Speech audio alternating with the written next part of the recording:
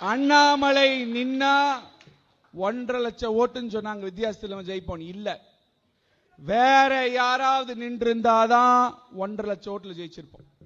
ஏன்னா கடந்த ஒரு வருஷமா புரட்சி தலைவி அம்மாவை பற்றியா இருந்தாலும் சரி, அனைத்து இந்திய அண்ணா திராவிட முன்னேற்ற கழக தொண்டர்களின் உணர்வுகளை புண்படுத்தும் அளவிற்கு நம்ம கட்சிக்கார உணர்வுகளை புண்படுத்திட்டு நம்ம கட்சி கோட்டையான கோயம்புத்தூர்ல எஸ்பிவி என்ன கோட்டையில வந்து நம்ம கட்சிக்காரங்க ஜெயிக்க விட்டுருமா? விடமாட்டோம், கண்டிப்பா விடமாட்டோம். இந்த மீடியா நண்பர்களா இருக்கிறீங்க, அவர்கிட்ட கேளுங்க, ஏனுங்க கரூர்ல இருந்து வந்து கோயம்புத்தூர் நிக்கிறீங்களே, அதனால கோயம்புத்தூர் வேட்பாளர் பேரை சொல்றதுக்கு பயப்படுறீங்களான்னு கேளுங்க. கரூர்ல நின்னா டெபாசிட் கூட கிடைக்காது, உள்ளூர்காரனுக்கு உண்மை தெரியும். அதனாலதான் கோயம்புத்தூர் வரலாம்னு நினைக்கிறார். கோயம்புத்தூர்காரங்க கரூரோட விவரமான ஆட்கள். இன்னொரு வாட்ஸ்அப் செய்தி சமூக வலைதளத்தில் படிச்ச, எந்த அளவு எனக்கு உண்மைன்னு தெரியல, நேத்தா படிச்ச எனக்கே ஒரு சிந்தனை, என்னடா இப்படி ஒரு செய்தி வந்திருக்கேன்னு. ஏன்னா ஒரு கரூர்காரர் ஜெயிலில் இருக்கிறாரு, அந்த கரூர்காரர் ஜெயிலில் இருந்து வரணும்னா இங்க ஒரு கரூர்காரர் ஜெயிக்க வைக்கணும். அப்போ ஒரு வீக்கான கேண்டிடேட்டை திமுக போட்டா மட்டும்தான் இந்த கரூர்காரர் ஜெயிப்பாரு. அவர் ஆசீர்வாதம் இருந்தாதான் அந்த கரூர்காரர் வெளியே வருவாரோ அப்படின்னு வாட்ஸ்அப்ல படிச்ச. உண்மை என்னங்கிறது நமக்கு தெரியாது. அதனால நான் சொல்றது ஒன்னே ஒண்ணுதான், பாராளுமன்றத்தில் செந்தமிழில் கேள்விகளை கேட்டால் செந்தமிழில் பேசவும் தயாராக இருக்கிறேன். If they ask me any question in English, I am ready to answer it in the parliament. मेरे को हिंदी में सवाल पूछ रहा है, मतलब हिंदी में भी बोल सकता हूं. Annamalai, I am waiting. அண்ணாமலையை ஓட ஓட விரட்டும் சிங்கை ராமச்சந்திரன். கோவை திமுக டம்மி வேட்பாளரையும் கதறவிடும் கோவை அதிமுக வேட்பாளர். நல்லரசு பார்வையாளர்களுக்கு அன்பு வணக்கம். எடப்பாடியார் தலைமையிலான அதிமுக மத்திய பாஜக அரசுக்கு எதிராக கண்டனங்களை தெரிவிப்பது இல்லை என்று ஆளுங்கட்சியைச் சேர்ந்த திமுக தலைவர்கள் ஒவ்வொரு மேடையிலும் ஆவேசமாக முழங்கிக் கொண்டிருக்கிறார்கள். தமிழ்நாட்டில் பாஜகவின் வளர்ச்சிக்கு திராவிட மாடல் ஆட்சிதான் பாதை அமைத்து கொடுத்து கொண்டிருக்கிறது என்று அதிமுக, நாம் தமிழர் கட்சி மட்டுமின்றி சமூக வலைதளங்களில் தமிழ் தேசியவாதிகளும் அனல் கக்கிக் கொண்டிருக்கிறார்கள். தமிழக பாஜக தலைவராக அண்ணாமலை பொறுப்பு ஏற்ற நாள் முதலாக ஆளுங்கட்சியான திமுகவுக்கு எதிராகத்தான் ஒவ்வொரு நாளும் கடுமையான குற்றச்சாட்டுகளை முன்வைத்து வருகிறார். குடும்ப ஆட்சி, வாரிசு அரசியல், திமுக ஃபைல்ஸ் என அண்ணாமலை முன்வைத்து வரும் குற்றச்சாட்டுகளுக்கு ஆளுங்கட்சி தலைவர்கள் நேரடியாக பதில் அளிப்பதில்லை. ஆனால் அதற்கு மாறாக சமூக வலைதளங்களில் முனைப்புடன் செயல்பட்டு வரும் திராவிட சித்தாந்தவாதிகள் தான் அண்ணாமலைக்கும் மத்திய பாஜகவுக்கும் பதிலடி கொடுக்கிறார்கள். சனாதனத்தை ஒழிப்போம் என நரம்பு புடைக்க சூளுரைத்த முதல்வரின் புதல்வரும் விளையாட்டுத்துறை அமைச்சருமான உதயநிதி ஸ்டாலின் கூட அண்ணாமலையை கடுமையாக எதிர்ப்பதை விட பிரதமர் மோடியையும் மத்திய பாஜக அரசையும் தான் கடுமையாக தாக்கி பேசி வருகிறார். தமிழ்நாட்டில் திமுகவுக்கும் பாஜகவுக்கும் தான் நேரடி போட்டி என்று அண்ணாமலை கூறிக்கொண்டிருந்தாலும் ஆளும் கட்சியான திமுக அண்ணாமலையை பொருட்படுத்துவதே இல்லை. கரூர் மாவட்டத்தில் மட்டுமல்ல, கோவை மாவட்டத்திலும் திமுகவின் வளர்ச்சிக்கு கடுமையாக உழைத்த முன்னாள் அமைச்சர் செந்தில் பாலாஜி அமலாக்கத்துறையால் கைது செய்யப்பட்டு 200 நாட்களுக்கு மேலாக சிறையில் அடைக்கப்பட்டிருப்பதற்கு அண்ணாமலைதான் காரணம் என்ற பயம் ஆளுங்கட்சி பிரமுகர்களை ஆட்டி படைப்பதாக மூத்த செய்தியாளர்கள் கூறி வருவது உண்மை என்று நம்பும் அளவுக்குத்தான் திமுக மூத்த அமைச்சர்கள் ஒருவர் கூட அண்ணாமலைக்கு நேரடியாக பதில் கொடுப்பதை தவிர்த்து வருகிறார்கள். எம்பி தேர்தலில் அண்ணாமலை கோவையில் போட்டியிடப் போகிறார் என்று உறுதியான தகவல் வெளியான உடனேயே திமுக கூட்டணியில் கடந்த 2019 நாடாளுமன்ற தேர்தலில் சிபிஎம் கட்சிக்கு ஒதுக்கப்பட்ட கோவை தொகுதியை திமுக தன்வசம் எடுத்துக்கொண்டது. அண்ணாமலையை தேர்தலில் கதற விடுவதற்காக செல்வாக்கு மிகுந்த திமுக பிரமுகரை கோவை தொகுதியில் முதல்வர் மு.க. ஸ்டாலின் களம் இறக்குவார் என்று எதிர்பார்த்த நேரத்தில் அதிமுகவில் இருந்து விலகி சில மாதங்களுக்கு முன்பு திமுகவுக்கு தாவிய கணபதி ராஜ்குமாரை திமுக வேட்பாளராக அறிவித்து அதிர்ச்சி கொடுத்தார் முதல்வர் மு.க. ஸ்டாலின். கோவை திமுக வேட்பாளர் கணபதி ராஜ்குமார் என்ற பெயரை கேட்டவுடனேயே கோவை மாவட்ட திமுக முன்னணி நிர்வாகிகள், தொண்டர்கள் சோர்ந்து போனார்கள். அண்ணாமலை எளிதாக வெற்றி பெறுவதற்காக திமுக தலைமையே அண்ணாமலையிடம் ரகசியமாக டீலிங் பேசிவிட்டது என்று சமூக ஊடகங்களில் பரவி கிடக்கும் தகவல்கள் உண்மைதான் போல என்று கோவை திமுக நிர்வாகிகளே வெளிப்படையாக பேசும் அளவுக்குத்தான் கோவை மக்களிடம் பெரிய அளவில் பிரபலமாகாத கணபதி ராஜ்குமாரின் செல்வாக்கு இருக்கிறது.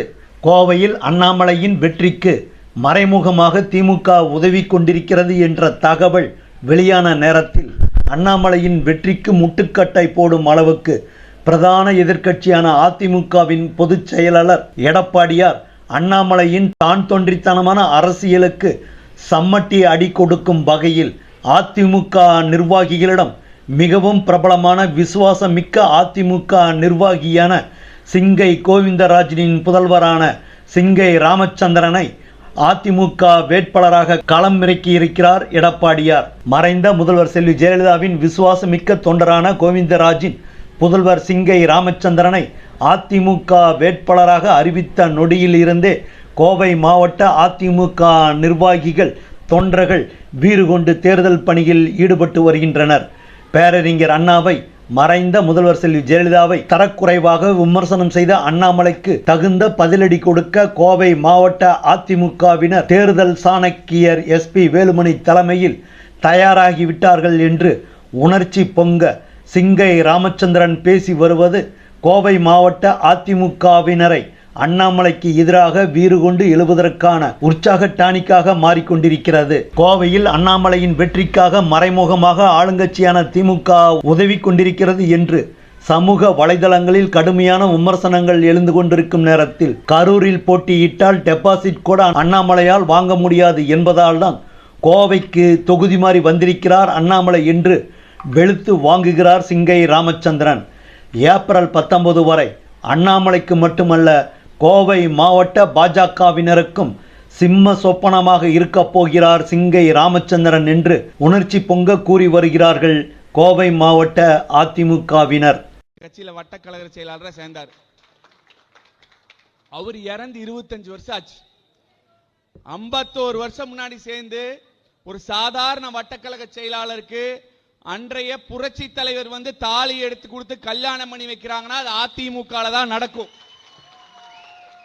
அதுக்கப்புறம் அம்மா அவர்கள் அண்ணன் சூரியது போல் எனக்கு பெயர் சூட்டி 27 ஆண்டுகள் கழித்து மாநில செயலாளர் அம்மா அவர்கள் பொறுப்பு கொடுத்திருக்காங்கன்னா அதுவும் அதிமுக தான் நடக்கும். அதற்கப்புறம் இன்னைக்கு என்னை பாராளுமன்ற உறுப்பினரா பரிந்துரை மாண்புக்கு SP வேலுமணியன் அவர்கள் எங்க அப்பா அவர்களின் உழைப்பிற்கும் விசுவாசத்திற்கும் புரட்சி தமிழர் அவர்களும் எடுத்துரைத்து எனக்கு இந்த வாய்ப்பை பெற்றுக் கொடுத்திருக்கிறார் என்றால், ஏன்னா எத்தனையோ கூட்டத்தில் நான் அங்க நின்று வேட்பாளர் அறிமுக கூட்டங்கள் வேட்பாளர் கூட்டங்கள் இருந்திருக்கேன். என்னை இந்த இடத்துக்கு கொண்டு வந்த உங்கள் அனைவருக்கும் மாண்புமிகு SP வேலுமணியன் அவர்களுக்கும் எனது நெஞ்சார்ந்த நன்றிகளை தெரிவித்துக் கொள்கிறேன். ஒண்ணுமில்ல, ஒரு 2-3 பாயிண்ட் மட்டும் சொல்லிட்டு போய்க்கிறேன்.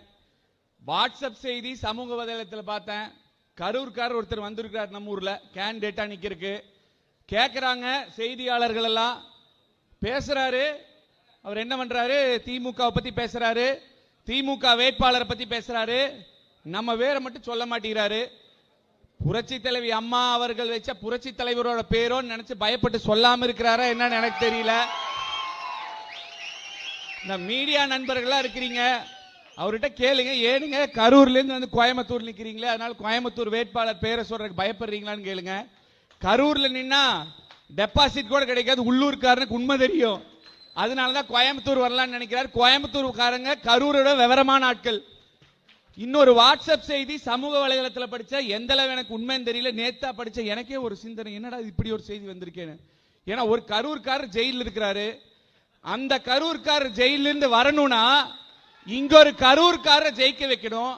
அப்போ ஒரு வீக்கான கேண்டிடேட்டை திமுக போட்டா மட்டும்தான் இந்த கரூர்காரர் ஜெயிப்பாரு. அவர் ஆசீர்வாதம் இருந்தாதான் அந்த கரூர்காரர் வெளியே வருவாரோ அப்படின்னு வாட்ஸ்அப்ல படிச்ச. உண்மை என்னங்கிறது நமக்கு தெரியாது. அதனால நான் சொல்றது ஒன்னே ஒண்ணுதான், பாராளுமன்றத்தில் செந்தமிழில் கேள்விகளை கேட்டால் செந்தமிழில் பேசவும் தயாராக இருக்கிறேன். If they ask me any question in English, I am ready to answer it in the parliament. मेरे को हिंदी में सवाल पूछ रहा है, मतलब हिंदी में भी बोल सकता हूं. లేదు మీరు తెలుగుல தான் మాట్లాడుతుంటే తెలుగులోనే మాట్లాడను.